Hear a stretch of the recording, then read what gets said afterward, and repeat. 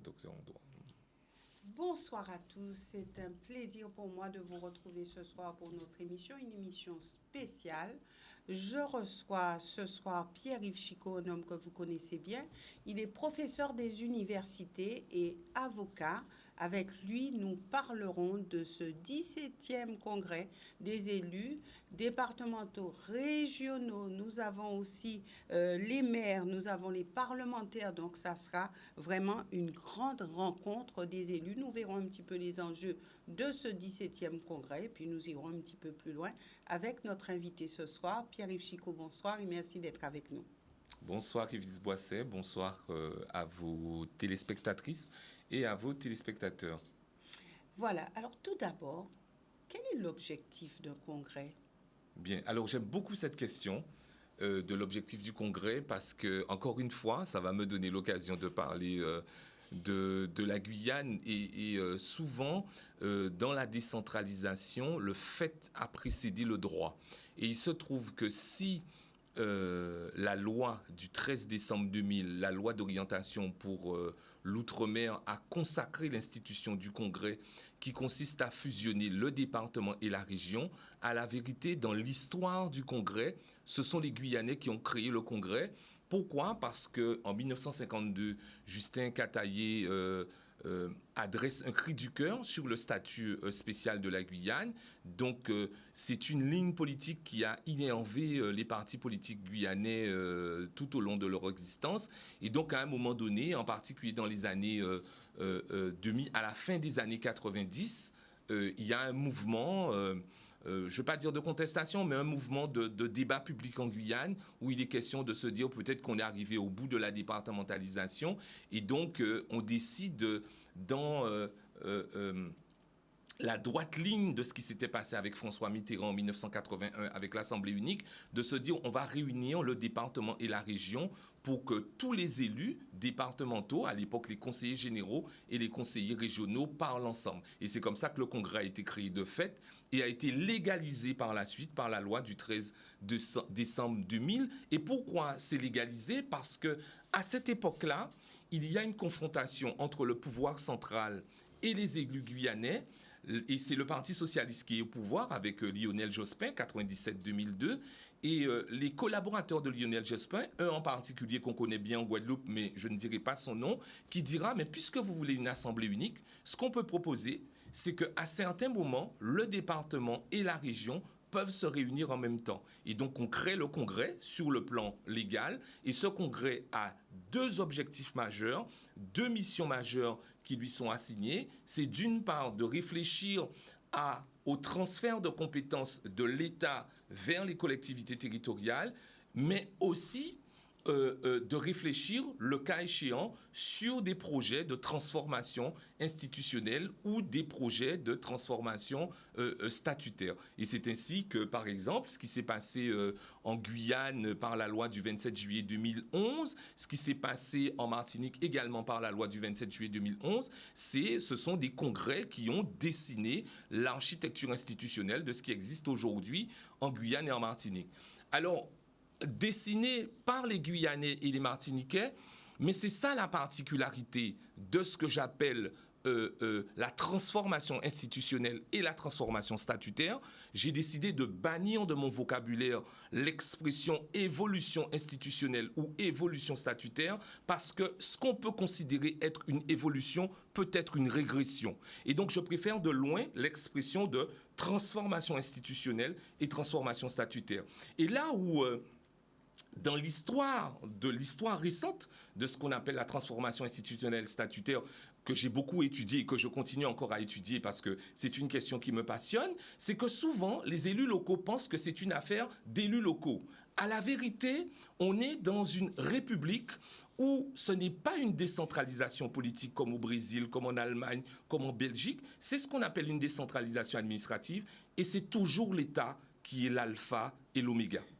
Et de toute façon, on va se dire que pour ce 17e congrès, qui se tiendra donc demain le 7 juin, c'est vrai que on avance, l'État, on parle de l'État puisque on parle de ce comité interministériel et où on a jeté les bases, etc. Alors, pourquoi cette question, l'objectif ou les objectifs d'un congrès, puisque on a eu 16 congrès avant celui-là. Est-ce qu'on peut dire que ces congrès-là ont été dans le sens de ce que vous venez de nous dire à l'instant? Dans le sens de...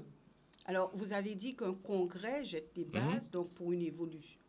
Enfin, vous pouvez tout à fait rester avec le terme courant, mais moi je refuse d'utiliser ces deux termes-là désormais. Oui, évolution institutionnelle. On peut dire régression. Voilà. Ouais, ça peut être une régression. Et je peux expliquer ce que je dis là. Oui. Avec des exemples. Oui, je peux donner un exemple. C'est-à-dire que, alors, on ne peut pas considérer, par exemple, que dans le cas, ce serait malhonnête que de dire que ce qui s'est passé en Martinique et ce qui s'est passé en Guyane a constitué une régression. On ne peut pas le soutenir, à mon avis. Mais est-ce que le fait de fusionner le département et la région en Guyane et en Martinique a permis de déplacer le statu quo? La réponse est non. En dépit du fait qu'on ait fusionné le département et la région en Guyane et en Martinique, on est toujours dans le statu quo, pour plusieurs raisons. D'un point de vue factuel, ça n'a pas permis à la Guyane et à la Martinique de devenir des Singapour de la République, des Singapour de la Caraïbe. Ça n'a pas permis à la Martinique et à la Guyane d'être des petites Chines de la Caraïbe. C'est-à-dire que quand on observe le fait qu'il y ait une transformation institutionnelle en Martinique et en Guyane, ça n'a pas permis à ces deux pays-là de prendre une avance sur la Guadeloupe. Donc, la Guadeloupe avait raison quand elle a dit que de toute façon, les Martiniquais et les Guyanais s'étaient trompés, que ce n'était pas une bonne idée que d'aller dans ce sens. Est-ce qu'on peut dire ça? Oui. Bon, alors, moi, je pense que, parce que je suis profondément démocrate, et je crois à cette formule latine qui dit « vox populi, vox dei », la voix du peuple, la voix de Dieu, je pense qu'on peut considérer que le peuple, il y a un bon sens populaire et que le peuple a raison. Et que lorsque le peuple rend son verdict et qu'on est en démocratie, il a toujours raison. Il faut respecter la parole du peuple. Moi, je pense qu'il faut respecter la parole du peuple. Mais ne pas dire qu'il a raison. Non, ça ne veut pas dire qu'il a raison. Mais si on prend le cas du 7 décembre 2003, oui.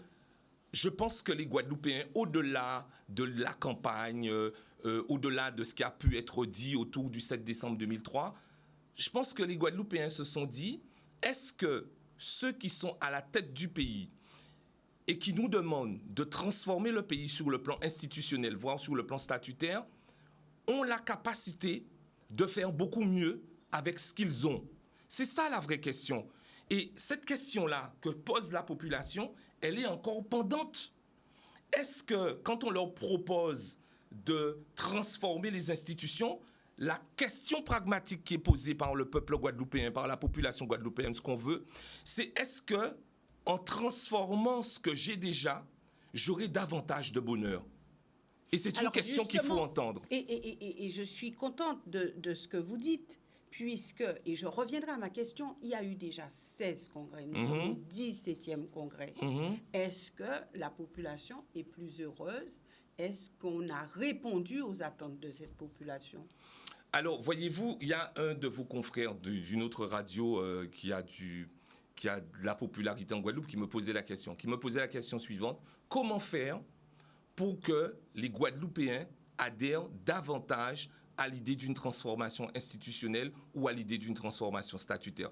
Et je lui répondais qu'il faut faire de l'anthropologie guadeloupéenne, il faut faire de la sociologie guadeloupéenne, il faut faire de la sociologie politique guadeloupéenne.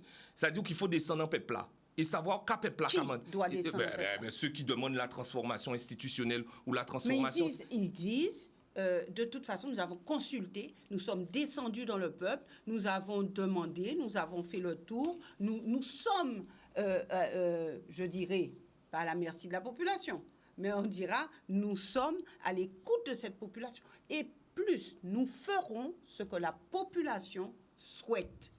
Alors, est-ce qu'on peut dire aujourd'hui ce que souhaite la population? Alors, franchement, je n'ai pas interrogé la population. Mais je ne sais pas si, dans la situation dans laquelle se trouve la Guadeloupe aujourd'hui, si les Guadeloupéens réclamaient la tenue d'un 17e congrès pour envisager la transformation institutionnelle et statutaire. Je n'ai pas fait de sondage, mais je me déplace suffisamment dans le pays. Je fais souvent des conférences dans le pays. Et souvent le dimanche matin, j'entends les gens, j'écoute les gens. Et j'écoute surtout le cœur des gens. Et ce que je dis, c'est que quand je suis rentré en Guadeloupe en 2006, après mes 10 années de Guyane, je parlais comme un livre. Je parlais comme la Constitution. Je parlais comme un manuel de droit public. Et je n'écoutais pas le cœur des gens. Et donc, j'ai appris à concilier mon travail d'enseignant-chercheur, mes convictions politiques, parce que je suis aussi un citoyen, et je ne suis pas un citoyen fade, j'ai une vision pour la Guadeloupe en tant que citoyen guadeloupéen. Et j'ai appris aussi à écouter le cœur des Guadeloupéens. Et quand on écoute le cœur des Guadeloupéens, évidemment, tout le monde le sait, pas besoin d'être un grand grec. Tout le monde sait que quand on écoute le cœur du Guadeloupéen, ce qu'il souhaite, c'est que la vie soit meilleure en Guadeloupe, que le quotidien soit meilleur en Guadeloupe. Et quand je fais des interventions comme je l'ai fait il y a 2 semaines pour une collectivité municipale de Guadeloupe, un samedi matin, dans le cadre d'un séminaire qui était consacré à la relation entre les élus et les cadres, comment réussir une mandature, je disais aux élus et aux cadres qui étaient là, aujourd'hui, le citoyen électeur guadeloupéen présente au moins 3 caractéristiques. La première caractéristique, c'est un citoyen électeur qui est consommateur, qui est exigeant et qui demande des services publics de qualité. La deuxième caractéristique du citoyen électeur guadeloupéen, c'est un individu, femme ou homme, qu'il vote ou qui ne vote pas, est attaché à la démocratie et qui, à un moment ou un autre, va manifester le fait qu'il adhère à la démocratie, que ce soit de façon pacifique ou que ce soit de façon violente pour qu'il soit écouté. Et la troisième caractéristique du citoyen électeur aujourd'hui, c'est le fait qu'il devient de plus en plus un justiciable en puissance. C'est-à-dire qu'il peut s'organiser en association pour attaquer une délibération de telle ou telle collectivité territoriale ou qui va dénoncer le comportement indélicat d'un élu en mettant en œuvre ce qu'on appelle l'article 40 du Code de procédure pénale en contactant le procureur de la République. Voilà les 3 caractéristiques, à mon avis, certainement non exhaustives de ce que constitue le profil type d'un citoyen électeur guadeloupéen. Alors, c'est ce que vous dites là, c'est vraiment très intéressant. Alors, quand les collectivités, en tout cas les présidents, les élus disent oui, mais nous sommes à l'écoute des Guadeloupéens, il y a ce congrès qui est tenu où on dit qu'il s'agit de redéfinir de toute façon la politique de l'État sur nos territoires. En termes de politique publique, etc. Est-ce qui donne le là dans tout ça? Est-ce l'État? Est-ce les élus? Dans quel sens il faut le prendre alors? Cette volonté de réformer les rapports entre les collectivités territoriales et l'État? Oui. Ben, je pense que c'est les deux, sauf qu'ils ne sont pas sur la même longueur d'onde. Et je vais vous donner un exemple. Je répète encore une fois, pour avoir étudié très finement la question, pour avoir publié sur la question, notamment dans une revue nationale qui s'appelle Les pouvoirs locaux. Voici la chose suivante. La chose se passe de la façon suivante. C'est-à-dire que les élus, membres ou non membres d'un parti politique, et dans le cas d'Espèce en Guadeloupe, c'est plutôt un parti politique avec des élus, des partis politiques avec des élus qui disent, à un moment donné, il faudra qu'on abolisse le système du département et de la région pour passer à une collectivité unique. Et ça, c'est l'idéologie d'un parti. Et les partis ont le droit d'avoir une idéologie. Mais l'idéologie du parti, ce n'est pas forcément l'adhésion majoritaire de la population. Et donc, les élus et le parti politique vont avoir son idéologie en disant « Moi, je veux la mise en place de l'Assemblée unique en Guadeloupe » ou « Je veux la mise en place de la collectivité unique en Guadeloupe ». Et en Guadeloupe, c'est plutôt le désir d'une collectivité unique qui soit mise en place en Guadeloupe en lieu et place du département. Donc, il y a une volonté politique qui va être formulée. Sauf que, dans la Constitution française, vous avez un article, c'est l'article 72 de la Constitution, alinéa 1er, qui dit « Les collectivités territoriales s'administrent librement ». Il n'y a pas de problème. On a dit tout à l'heure, la loi du 13 décembre 2000 a permis de créer un congrès où les conseillers départementaux et les conseillers régionaux vont se réunir en même temps pour examiner, le cas échéant, un projet de transformation institutionnelle et ou statutaire. À partir du moment où le projet politique local est formulé, il ne faut pas perdre de vue que dans la Constitution et dans ce même article 72, vous avez un 6e alinéa qui donne une indication sur la mentalité de l'État. Ce n'est pas monsieur un tel ou madame un tel, hein, c'est dans la Constitution française. Ça veut dire que quel que soit le président de la République ou la présidente de la République que vous aurez, quelle que soit la couleur du gouvernement que vous aurez, c'est un texte fondamental. C'est la Constitution qui dit que la France est une république avec une organisation décentralisée, mais que même s'il y a la libre administration des collectivités territoriales, vous avez un préfet qui est garant de l'application des intérêts nationaux. Et dans le cadre... Donc, on peut dire intérêt supérieur. Absolument. Et tellement que c'est un intérêt supérieur, c'est que lorsqu'on révise la Constitution en 2003 pour permettre des processus de transformation institutionnelle et ou statutaire pour la Guadeloupe, la Martinique, la Guyane, Saint-Martin, Saint-Barthélemy, la Réunion a dit « moi je n'en veux pas, je veux évoluer ou rester comme la France ». Les Réunionnais, ça ne vaut pas pour les Réunionnais. Eh bien, qu'est-ce qui se passe? C'est qu'en dernière instance, c'est le président de la République, sur proposition du Premier ministre, qui va consulter la population. Comme ça s'est passé le 7 décembre 2003, comme ça s'est passé le 10 janvier 2010 à Cayenne en Guyane et en Martinique, et comme ça s'est passé le 24 janvier 2010 en Guyane et en Martinique. Et qu'est-ce qui s'est passé en 2010? En 2010, les élus martiniquais et guyanais voulaient une collectivité d'outre-mer régie par l'article 74 de la Constitution pour aller vite, une espèce d'autonomie poussée. Ça, c'était la volonté politique locale. On a organisé le référendum le 10 janvier 2010 en Guyane et en Martinique. L'État a été plutôt absent pendant cette campagne-là, cette campagne électorale. Sarkozy, Fillon, Marie-Luce Manchard, ministre des Outre-mer. C'est l'histoire, hein? C'est l'histoire. Et donc, qu'est-ce qui se passe? L'État a une abstention. L'article 74 n'est pas entériné parce que l'État ne veut pas que la Guyane et la Martinique soient régies par l'article 74. Donc, l'État ne fait pas campagne. Mais s'organise, évidemment, pour que l'article 74 ne passe pas. 14 jours plus tard, le 24 janvier 2010, on réorganise un référendum et on dit fusion du département et de la région, mais pour demander aux Guyanais et aux Martiniquais, est-ce que vous voulez une collectivité unique régie par l'article 73, c'est-à-dire comme on est là depuis 1946. Et qu'est-ce qui se passe? C'est que les Guyanais et les Martiniquais votent pour cette collectivité unique régie par l'article 73 de la Constitution. Mais c'est pas ce que voulaient les Guyanais et les Martiniquais. Et je me souviens même... Là, c'était voulu par l'État. Voilà.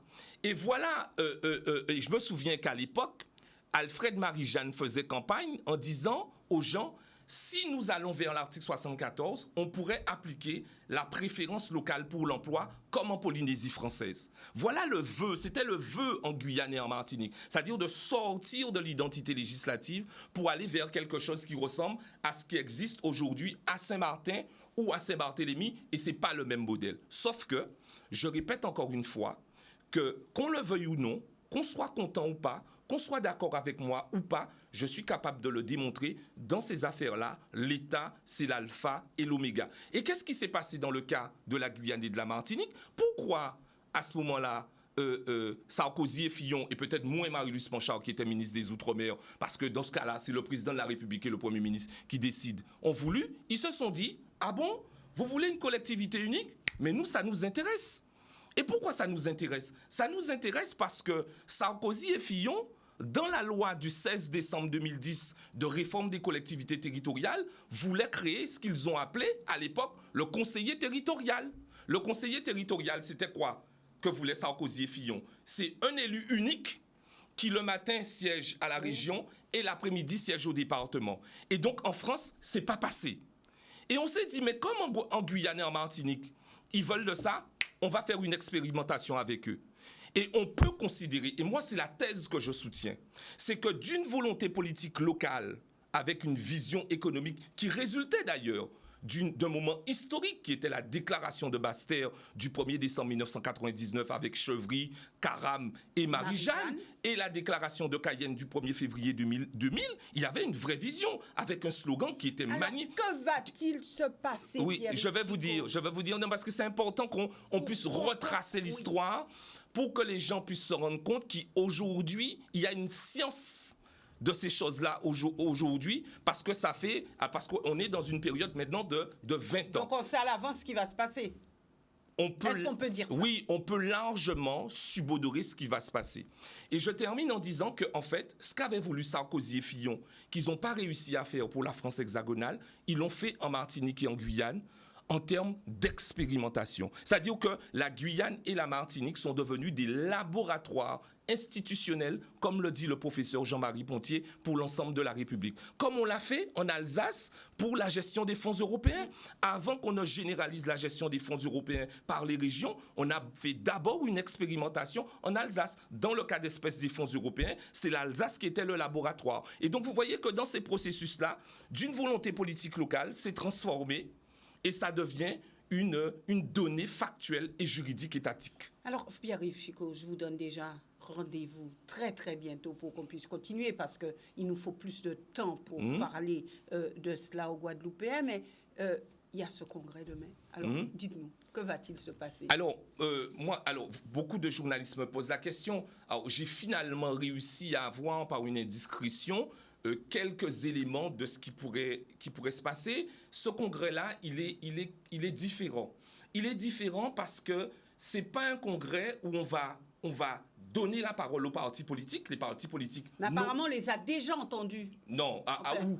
Quand? C'est ce qui est dit. En 2022, on les a entendus. Oui, mais bon, écoutez, je ne sais pas, est-ce que la vision que vous aviez, je ne sais pas moi, du quartier où vous habitiez l'année dernière, c'est la même vision que vous avez? La vision d'un parti politique peut évoluer. Et puis, je trouve que allez, je ne veux pas dire que c'est une faute politique, mais c'est une erreur politique. Pourquoi? Pourquoi c'est une erreur politique? Parce que pour avoir étudié ce sujet-là et l'étudier de manière scientifique, on sait désormais que pour qu'un projet de transformation institutionnelle ou statutaire ou statutaire aboutisse, il faut qu'il y ait au moins 3 éléments cumulatifs qui sont réunis. C'est un consensus politique minimal. Il faut que tous les partis politiques soient d'accord. C'est bon à ce niveau-là? 2, il faut qu'il y ait une campagne de communication, une campagne, comme les communistes diraient à l'époque, de rapport des masses pour convaincre la population du bien fondé du projet et de la transformation institutionnelle et statutaire. Bon. Et troisièmement, je vais vous répondre au fur et à mesure, et troisièmement, il faut que l'État soit convaincu, et en particulier le président de la République, sur la crédibilité du projet pour dire « je vais consulter la population ». Et je n'ai pas une bonne nouvelle pour ceux qui sont favorables à cette transformation institutionnelle et statutaire parce que les 3 conditions cumulatives ne sont pas réunies. Moi, je sais, pour avoir eu des indiscrétions, parce que je suis quand même en Guadeloupe, je discute avec beaucoup de gens, y compris des élus, des chefs de parti. Bon, il y a des chefs de parti qui ne sont pas contents que le congrès se déroule de cette façon, c'est-à-dire que les partis politiques ne soient pas présents pour exprimer leur parole politique à l'intérieur même de l'hémicycle pour exprimer leurs convictions. 1. 2, je ne suis pas du tout convaincu, donc il y a pour moi un problème sur le consensus minimal, même si on pourrait entendre demain des gens dire qu'ils sont d'accord avec tout. Et je vais vous donner un exemple. Lorsque Lucette Michaud-Chevry, en décembre 2003, et on connaissait la personnalité de Lucette Michaud-Chevry, elle pensait qu'elle avait tous les élus avec elle pour cette transformation institutionnelle. Au final, elle s'est retrouvée toute seule. Donc il faut se méfier des gens qui, en in, qui vont vous dire au président, oui, je suis d'accord avec toi, je pense qu'il faut aller beaucoup plus loin, et qui, à la vérité, vont vous poser la question suivante, comme on me l'a posée. Pierre-Yves, est-ce qu'on a pensé si nous nions celle assemblée, nous qui trouvé, ceux qui sont conseillers départementaux et conseillers régionaux, ils me posaient la question, est-ce qu'on a pensé nous qui toucher dès l'argent là, ou est-ce que nous qui touchons chez l'argent? Donc voilà un élément terre à terre, mais de pragmatisme et peut-être même d'intelligence politique. Deuxième élément, c'est que je ne suis pas persuadé, mais du tout persuadé, qu'il y a une forme d'adhésion et d'élan de la population guadeloupéenne autour de ce 17e congrès. Et troisième élément, j'ai les plus grandes réserves. Je ne suis pas dans les confidences, mais j'ai les plus grandes réserves concernant la vision de l'État sur cette transformation institutionnelle et politique. Et je m'en tiens à deux choses. Au discours qui a été tenu il n'y a pas très longtemps par Gérald Darmanin, le ministre de l'Intérieur, disant qu'aujourd'hui, il n'a pas d'interlocuteur crédible dans ces collectivités-là. Et deuxièmement, la déclaration de M. Carenco après l'appel de Fort-de-France. Alors, il a peut-être certainement évolué, puisqu'on fait preuve en Guadeloupe d'une particulière carencophilie. Mais entre la carencophilie en Guadeloupe et ce qui est décidé à Paris, il peut y avoir un gap. Ouais. Donc, nous sommes arrivés malheureusement au terme de cette émission, mais on peut se dire au moins président de département et président de région sur la même longueur d'onde. Je l'espère pour eux, puisque je crois qu'il y a un contrat de mandature qui avait été arrêté au lendemain des élections, aux élections régionales et départementales. Bon, à partir de moi, on peut formuler des critiques, bien sûr, des critiques raisonnées, des critiques constructives. Moi, je pense que la critique, elle est importante. Le principe du contradictoire est important. Et je vais vous dire ça avant qu'on arrête l'émission, chère Yvelise, c'est que je suis inquiet en Guadeloupe qu'il y ait aujourd'hui une espèce de réflexe autour du fait qu'on ait envie de brider des universitaires et autour du fait qu'on ait envie de considérer des journalistes aujourd'hui qui vont poser des questions dérangeantes comme étant des opposants politiques. Moi, je n'ai pas envie de vivre dans ce pays-là. Et donc, je pense que le principe du contradictoire est important. Je pense que la critique constructive est importante, la critique intelligente et tout ce qui va dans le sens de la concorde, de la paix, du rapprochement entre les Guadeloupéens. Ce que j'aime beaucoup, en nous fermer la ronde pour nous parler parole en nous, eh bien, il faut l'encourager. Merci Pierre-Yves Chicot. Et vraiment, après ce 17e congrès, j'aimerais vous avoir sur un format plus long pour que nous puissions vraiment parler et nous verrons si tout ce que vous nous avez dit se vérifie ou s'est vérifié à partir de ce 17e congrès. En tout cas, merci d'être venu sur ce plateau. Avec plaisir. Merci pour votre invitation. Merci aussi à vous, chers téléspectateurs, de nous avoir suivis. Donc, demain, nous serons en direct sur ce 17e congrès des élus départementaux, régionaux, des maires et des parlementaires. Excellente soirée à vous.